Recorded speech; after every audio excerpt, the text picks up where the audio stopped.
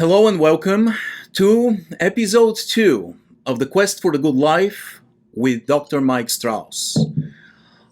In episode 1, we discussed the perils of congregate care. And in this vlog, as you know, we are looking at needs, barriers, and solutions for achieving a good life for people with special needs and seniors. It is important to understand where we're coming from. And in the last episode, we discussed the problems associated inherently with congregate care. And in this episode, hopefully we will address some of the solutions or places where we will be going. And now, without further ado, Dr. Mike Strouse. Thank you, Ivo. It's nice to see you again, at least virtually. So, and I think that's where we are right now in our pandemic. Yes. But it's great to talk about this. You know, this whole discussion again is about this never-ending search for something better. That's the whole purpose of our quest for the good life. We want something better. You know, we want something better for our own family, want something better for our children. We certainly want something better for people with intellectual disabilities and seniors and people with needs. Everybody wants a life that's better. And last, I think it's super important that, you know, this in a never-ending search. You know, we've come a long way, but you have to decide where you're going. And your history plays a role in that. You learn, hopefully, you know, from history. You know, anytime I go on a journey to parts unknown, you know, places you don't know, basically you know where you've been, but you get up on a hill and you can look as far as you can see, right? Mm-hmm. To try to pick the best path. And I got to tell you, if you don't mind, I'd like for you to play that video for everybody. It's by Jared Lenenhard, who talks about technology, but with a twist, and that is technology with that real technology also requires humanity to be embedded into it, and for technology to not become us, but we transcend it. And I want to talk about that, and I want to show that, and I want us to talk about it afterwards, because if we're going to go somewhere where, you know, Blockbuster existed and now it's Netflix, if we're going to make that kind of transformation, we need to see this, Ivo.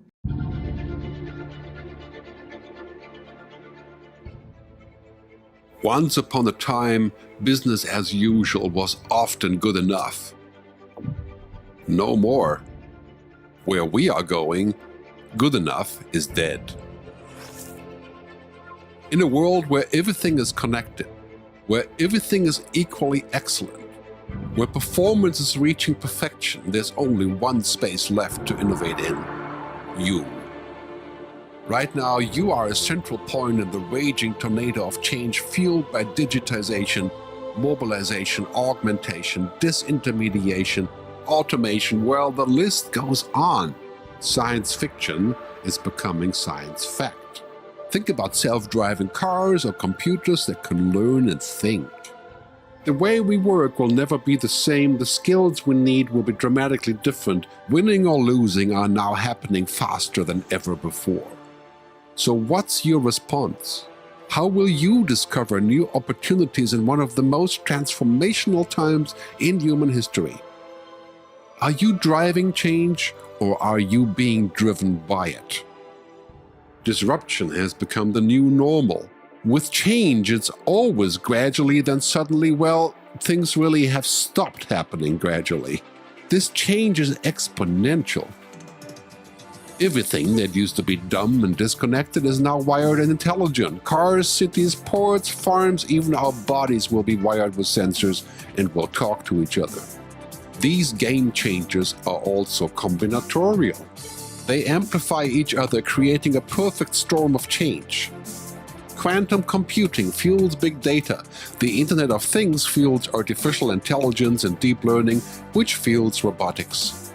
However, anything that cannot be digitized or automated will become extremely valuable.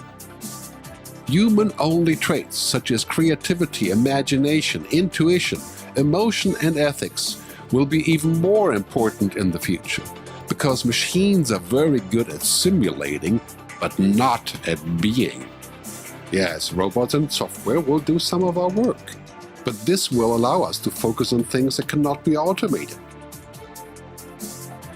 To imagine change squared, you've got to start engaging more with what might be, not just with what is. Immerse yourself in the immediate future 5 to 7 years out from today.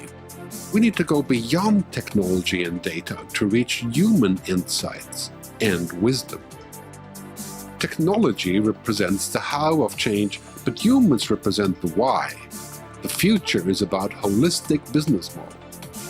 The opportunity is to be liquid, to learn just in time, not just in case, not single improvements, but complete transformations, not individual systems, but new ecosystems. Humanity is where true and lasting value is created. We will engage, relate, and buy things because of the experiences they provide, because of their transformative power. The future doesn't just happen, the future gets happened. The new way to work is to embrace technology, but not to become it.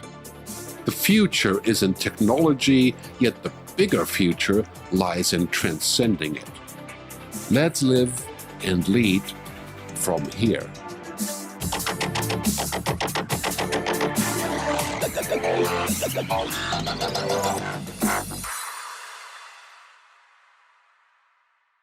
I'm so excited by every moment something comes up that expands what's possible. But what we're trying to accomplish is at the forefront, which is great care, great support at the moment of need. I mean, that's what we want to get. So it's really important, as you get way up there on the top of a mountain and look out there, I can't envision care that's cost effectively delivered with humanity to be done without technology being wrapped around every aspect of it, but not becoming it. That's why artificial intelligence may advance a lot of things, but it's not going to advance the humanity. As you know, we've been working with technology since 2000. We've been doing remote support technology, and it really, I think we were the oldest company in the country to work with remote support technology to help support homes. But where I really got my aha moment is going back to my roots, which is I grew up in the Ozarks and in southern Missouri, and I actually grew up in a town of I think of 200 and some odd people, and I lived in a rural area and some in small towns always, and the reality is for us and where I grew up, neighbors were essential, neighborhoods were essential, and people looked out for each other. When you think of a neighborhood, Evo, don't you have that sense of a real neighborhood of neighbors helping neighbors and belonging and that sort of a thing? That's a network of human beings without the congregate component. And if anything that we found out during this isolation is how needed human contact and human presence is for people. We are social animals. We can't really exist without each other. What the neighborhood provides is a community of people, immediate help right next to you without the congregate, the dangers of congregate setting. So you kind of said it, there's like a town, there's a community, but then there's a neighborhood. A neighborhood is a deeper thing than a community, right? We had this system a long time ago where neighbors helped neighbors. Humanity existed in a neighborhood. So That's kind of where the ember of the neighborhood network was envisioned, is to take sort of this culture and reality of an old-fashioned neighborhood and fuel it forward with the highest amazing technology you could possibly weave into it. We're trying to take the best of what a neighborhood had to offer and empower it with technology so that we could actually amplify the humanity. When I go through the elements of our neighborhood network model, you're going to see how we're trying to amplify the humanity of a neighborhood.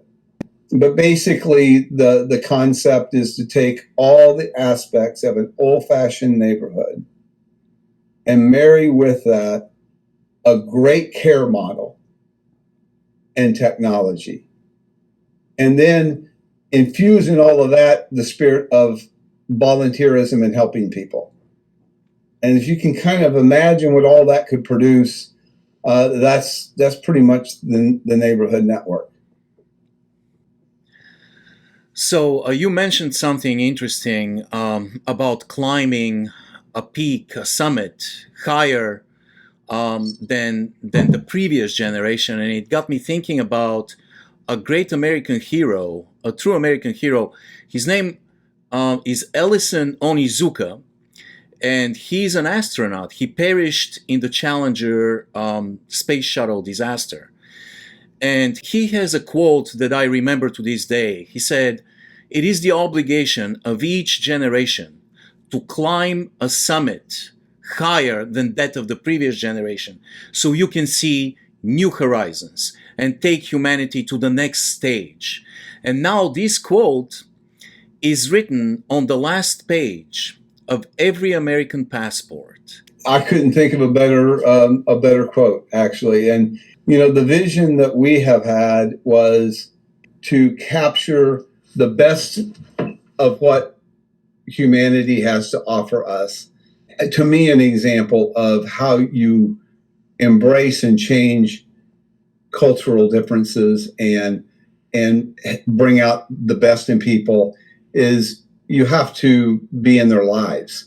What neighborhoods need is to infuse diversity. And, at least from our perspective, infusing a great neighborhood with people who have challenges, who need help to live independently, some people with intellectual disabilities or maybe a traumatic head injury, or seniors who have challenges and need help, maybe people who are different than people who are in the neighborhood. You live with people, mm-hmm. and you get to know them, and you get to know that, well, yeah, they have challenges, but they also have abilities. But I can guarantee you this: everybody in that neighborhood has something to offer. We might serve people in a neighborhood network, which we'll kind of go over, but they can also serve too. This is a cross-section of our society. The neighborhood network offers the full palette of what our society has to offer. Why not design a care system that amplifies all of that humanity? That's all I'm saying. And technology is right there in the middle of it, but it isn't it. It's not becoming us. It is allowing us to be even more human. On our next session, what I'm going to do is we're going to go show a bit of a video of the neighborhood network, how it's designed, and explain, how it works and how technology works to make humanity kind of come to the surface. And in this case, you have the capabilities, you have the skills, but it takes a micro community, it takes a little bit of a neighborhood to reveal those skills, for them to be discovered. And I'm going to kind of end on a thought, without the human component, that's relationship developed, a real deep relationship. Face to face. You have nothing. Yeah, face to face and voice to voice. And in other words, Machines are not going to become us, and we are not going to become machines. And I cannot wait to find out how we can develop a neighborhood network in which technology just amplifies humanity. Well, you're going to find out next time. All right. Thank you so much, Dr. Strouse.